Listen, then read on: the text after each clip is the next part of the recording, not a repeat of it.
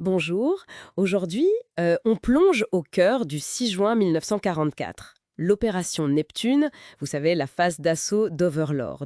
Absolument. Un moment décisif. On a pas mal de sources différentes, hein.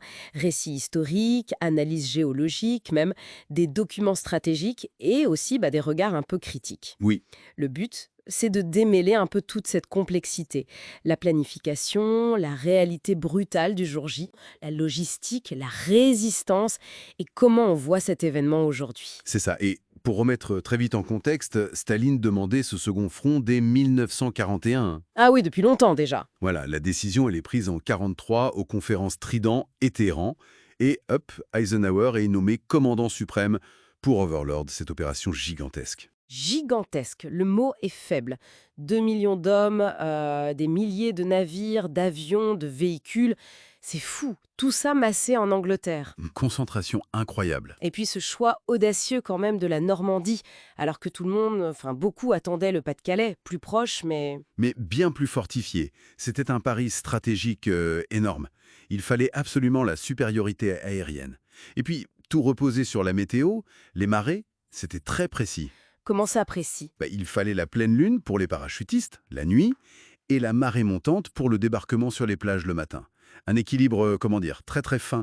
Tellement fin que ça a failli capoter, non? Avec la tempête. Exactement. L'opération a été repoussée d'un jour, du 5 ou 6 juin.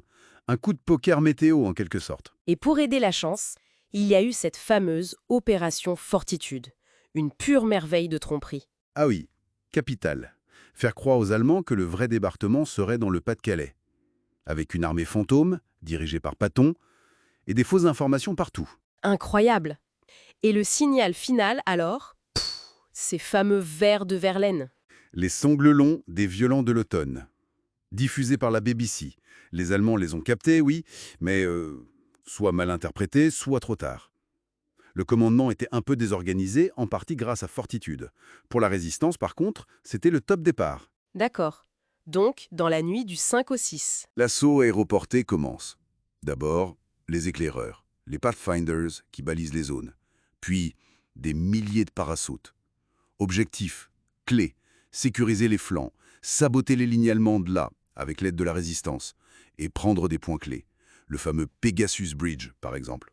Un point stratégique majeur. Essentiel.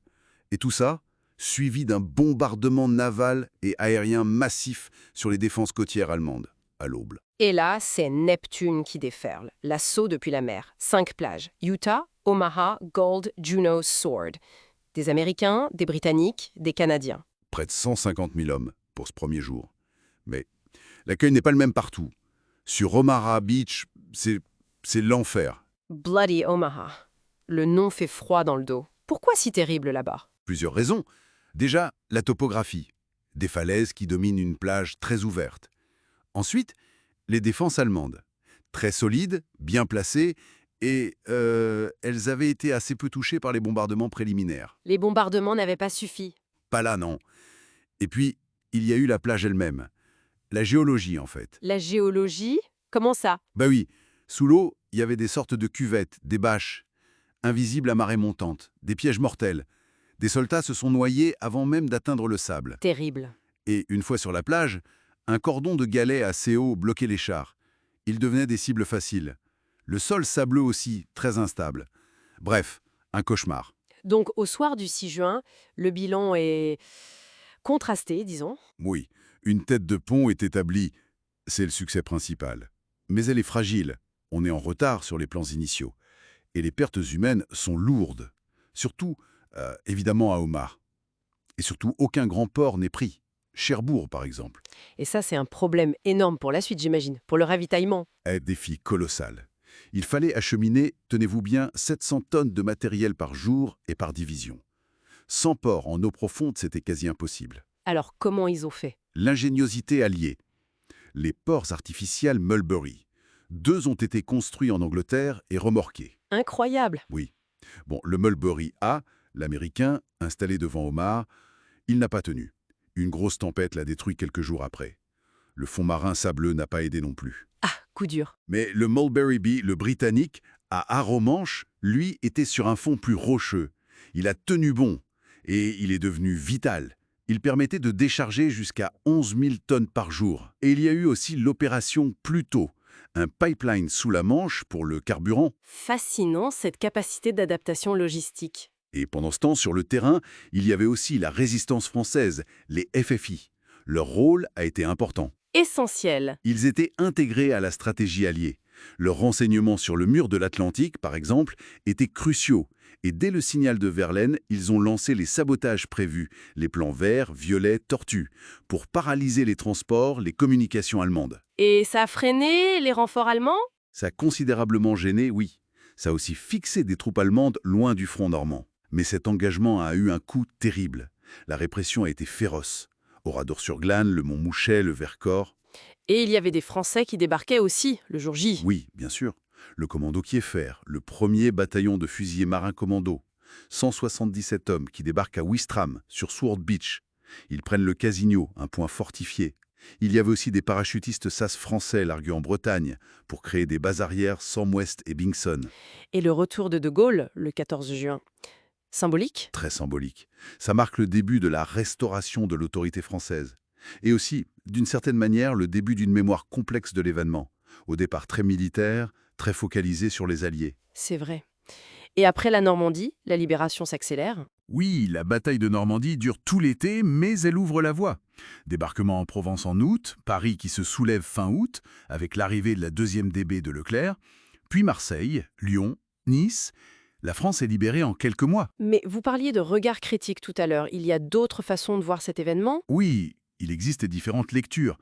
Par exemple, certaines analyses, on peut citer des sources comme le World Socialist Website, tout en rendant hommage au courage antifasciste indéniable des soldats. Oui, bien sûr. D'accord. Elle questionne, disons, les motivations plus profondes des gouvernements alliés. Elle suggère qu'il y avait aussi des objectifs impérialistes britanniques et américains pour l'après-guerre, qui se distinguaient de l'idéalisme des combattants sur le terrain. C'est une perspective, issue d'une analyse trotskiste de l'époque d'ailleurs. L'idée ici est juste de mentionner ces différentes interprétations. D'accord. Comprendre qu'il y a plusieurs niveaux de lecture. Et ça fait écho à comment on se souvient de Didet, non?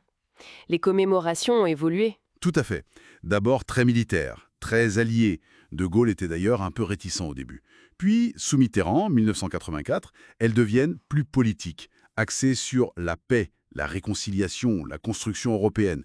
On a même fini par inviter les anciens ennemis, l'Allemagne, la Russie.